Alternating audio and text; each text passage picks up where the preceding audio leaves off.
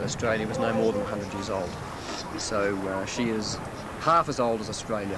What's her history been, Ken? She was built as a fishing and trading vessel along the Norwegian coast, and so she's beautifully built, huge, great oaken beams below decks. Has the full Viking tradition? Yes, and a very traditional ship below decks. There's a lovely saloon area, and she has a wood fuel stove and oil lamps. And for people that want to really experience something of the old world, sailing on her is very magical indeed. Well, Portia, question to you. She's representing the Fishburn. Another store ship. Another store Yes. ship. And what was the story of the Fishburn? Did she simply sail from Portsmouth to Australia, a quiet, sedate voyage, and that was that, or? Well, there's no report of any unduly happenings. She didn't have the excitement of having women convicts. She didn't have an unduly number of Marines, and she didn't have a mutiny. She just seemed to go about her business, and that was it. Know anything of the history after Australia? Was she one of the ones that went straight back, or one that went to China for the East India? I'm All not of too sure. all the vessels, bar the two naval ships, as I understand it, being the Supply and the Sirius, all the others were merchantmen chartered from the British East India Company, and so after the voyage to Botany Bay, they went to China to get tea to take back to England. This is the Amarina. A naval agent went with them too, just to keep an eye on things. Yes, this is the Amarina. She is the largest vessel in the fleet at 159 feet in length and about 530 tons displacement.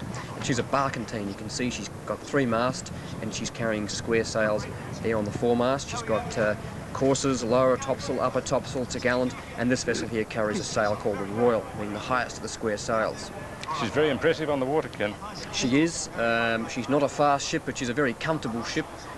She carries about 14 professional crew and about 50 of the paying trainee crew, and she has 2, 3 and 4 berth cabins and a bar and sun deck. So of all the ships, perhaps this is the one most unlike the original convict ships in the style that I think this might be the kind of sailing I'd enjoy where they don't spill your drinks.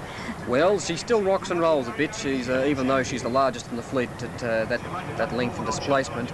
In modern standards, she's not none of these vessels are big vessels, and so they're still going to move a bit on the open sea. But of course, compare her with any modern yacht, and you're looking at quite some sailing ship here. So would you say that you could be a paying passenger on board a ship like that without actually being a working sailor or hand?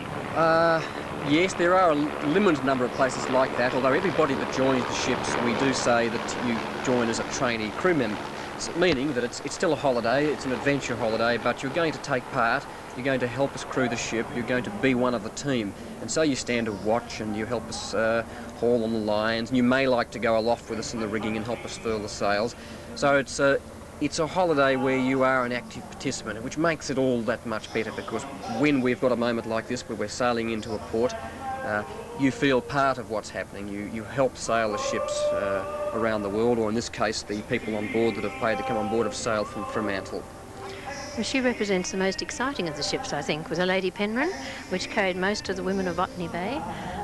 How many? Right, well, the figure's different. About 104 of the women were on board with their children, and children kept coming and going and dying and being born all the way out. That's very timely, very appropriate, because Amarina means love. Does it? Well, that's probably why they put the two. Do you know, at the equator, she almost collided with the Charlotte. They were having the crossing of the equator ceremony, and the two ships narrowly missed, much to Philip's displeasure. Oh, well, lucky we haven't had too many near misses. There's the Tucker Thompson again, the very fast square rig topsail schooner from New Zealand. She can. The captain was telling me just the other day that in the South Atlantic, when they were virtually surfing down some very big waves there, that she was getting up to about 18 knots, which is very fast for a ship like this. So a very exciting ship to sail on. Because she carries more of this fore and aft sail, or more modern type sail, rather than the square sail, she can point a lot higher into the wind than the real square riggers, so she ends up usually being in one of the lead ships in the fleet. Well, the Lady Penrhyn was a great problem because she sailed slowly. For nautical reasons I don't know, but her new master apparently had something to do with it. And she took a lot of water. The women, if there was any seas at all, they were completely drenched. And because they had to be battened down overnight, they'd have to stay drenched to the morning, which didn't keep them too happy. Well, a few of them managed to break open the bulkheads. They were supplied by the seamen with the equipment, and they got through. And they took off the 4 gents who are found with them to fill it for punishment. And oddly enough, he didn't flog the carpenter. I take it the carpenter is most essential on a ship. Yes. But he flogged the boatswain and the Yes, he comes steward. up to about 4th or 5th in command, doesn't he? So he wasn't flogged. Very important person, of course. Luckily, the Tucker Thompson's a very dry ship indeed. She's all steel below deck, of a hull and deck, although she's nicely finished in wood. But most of the ships are a lot more drier. In fact, dry ships in comparison with the original ships. Soren Larsen here again. I like the remark of one of the Marines who said the storm was so heavy that it washed down the Marines out of their bunks and the convict women. You put in your own punctuation. Well, there have been some rather severe gales that the fleet has had to weather, and in those conditions, it's not uncommon to be thrown from your bunk. But it would be terrible to be sopping wet and you have all your provisions. Yes. As you know, the convicts were divided into messes of 6. His Eye of the Wind, again, a very beautiful looking ship indeed. Any particular reason for the sail colouring, Ken? I don't know. The material these sails are made of, Duradon, does come in about 3 different colours. I don't know why they picked the brown sails. My personal opinion is it's not as pretty as a white sail, is it?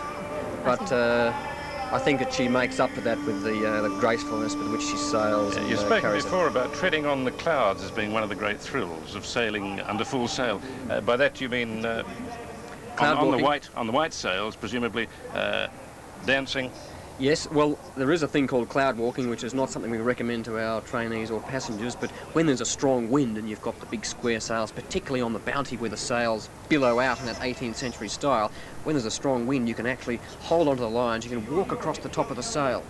And it's called cloud walking. It's one of those things that the crew sort of boast about, that they cloud walked across this or that sail. Well, like on a smaller scale, that billowing sail. Well, what they're doing there is they're striking that sail now. They've lowered that yard, and so there'll be crew being sent aloft shortly, if they're not already on their way, to furl that sail, which means to tightly bind it to the yard, and that's when crew have to go aloft. Everything can be done to work those sails from the deck, except actually furling it or binding it to the yard. Portia, let's just take a quick look at the First Fleet situation. I'll just run through the list of the boats, and then I want to ask you something about them. We've got the Sirius, the Lady Penrhyn, the Borrowdale, the Golden Grove, the Fishburne, the Charlotte, the Scarborough, the Prince of Wales, the Alexander, the Supply, and the Friendship. Now, they didn't just happen, so how were those ships chosen in the first instance? The Lords of the Admiralty posted up notices, believe it or not, in coffee houses, which were frequented by shipbrokers, ship owners and so on, and they put in tenders, and the ships were chosen, apart from the 2 naval vessels. Here's the Bounty, the 133-foot, 400-ton, fully rigged ship, and she's the only fully rigged ship in the fleet, meaning that she's on her 3 masts. She carries square sails on all 3 masts. This Bounty here is an exact full-scale replica of the original Bounty, and it is the exact same size and type of ship and type of rig of ship of the original First Fleet ship. So if you want to get some idea of what the original First Fleet ships looked like, then the Bounty is the one, and doesn't she look a magnificent 400 tons. sight? Yes. It's a heavy ship. She's one of the largest ships in the fleet. There's a lot. She has 3 decks. The main deck, of course, in the open air that you can walk, which you can see people on now. There's a twin deck that has all the accommodation for 38 people. That's 13 professional crew and 25 paying trainee crew, and there's the lower deck that has all the modern gear on it. The engines. That may not sound many to a lot of people, but what about the original Bounty? How many would she have? Well, she carried 44, but bear in mind that half of her tween deck was a garden lined with lead to carry 1,100 breadfruit plants from Tahiti to the West Indies. And so she had relatively cramped conditions, and these are one of the things that may have contributed towards the mutiny. As fighting ships, how many would they carry?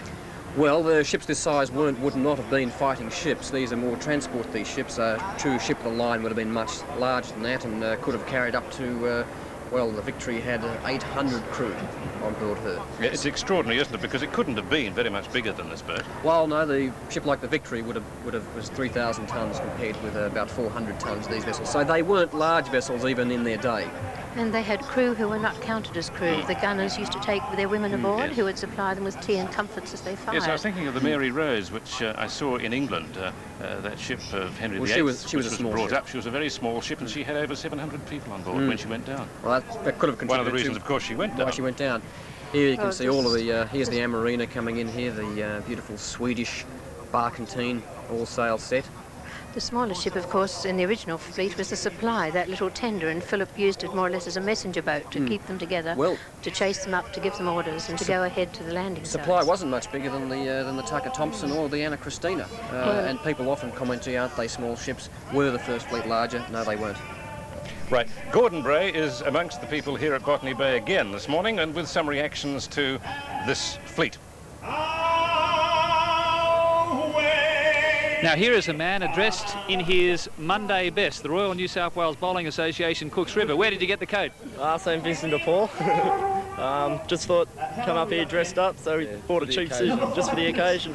And how old are you two guys? 18. Yeah. What were your feelings when you saw those vessels first come round the point? It puts like a picture in your mind of what it would have been like, and I don't know, it was really good. Yeah, it was just interesting to know that this same thing happened 200 years ago. I think I was really excited and also relieved because, you know, the troubles that they had a few months ago, I think it was all worth the wait for them, for everyone actually. It seems that the people of Australia got right behind them, but what about this patriotic feeling existing here today? Is that a good thing from your point of view? I think it is, as long as it keeps under control, doesn't go over the top, but yeah, you can just see from the people around, you know, Australia's entering a new stage of patriotic spirit, so I think it's good for their country. And also, where did you get that lovely hat? Mum gave that to me for Christmas. Well, she's really done well. Now, here's another guy over here who's been peddling his way around New South Wales, Peter Simmons. What's the story? Good to see you. Well, I'm very proud to be here. It's quite a good day, isn't it? Very good to be an Australian. But in June this year, we're off to America, about 9,000 kilometres, and a group of people are basically going to go to the States and tell all the Americans what a great place this is, and to come here. What about your bike? It's pretty well equipped, starting here at the front. What have you got? Well, this is just a touring bike to train to get ready for the States. But we've just got a lot of water, and we've got a sleeping bag up the back, and everything I need for the day's training, basically. What if it rains? we get a little bit wet, but it's no problem. And Peter, you're a proud Australian. What did you feel when you saw those ships come round the point? I was just very taken back by the whole thing. 200 years ago, and it's just great to be an Australian.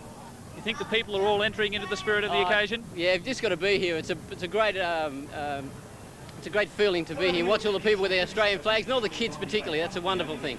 A bit sad for all the country people, though, who can't be here. Yeah, well, the good thing is they can get it on television, and you know, they can be part of it as well, which is good.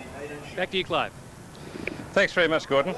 Well, as you saw, the HMAS Wollongong led the ships into Botany Bay, and on board the Wollongong we have ABC journalist Kerry Brewster. Good morning. How are you? At last we have a view from HMAS Wollongong, which led the fleet in, but we're quite a long way away from them at the moment. I don't quite know what you can see. Possibly, yeah, Anna Christina in the distance, the one with the dark sails. I was just wondering whether Ken has spoken to you about the youngest passenger on the First Fleet. Elizabeth Hayward, you mean the first original one, the clockmaker's apprentice? No, on this fleet. On the No, that's true. Kerry, tell us the story. Well, she's a 3-year-old girl, Natasha Davis. She's the daughter of the captain of the flagship Soren Larsen, and she's been sailing with her elder brother Tristan, who's 6 years old. She's come all the way from London, and both of them have been doing correspondence lessons each day at 11 o'clock in the saloon.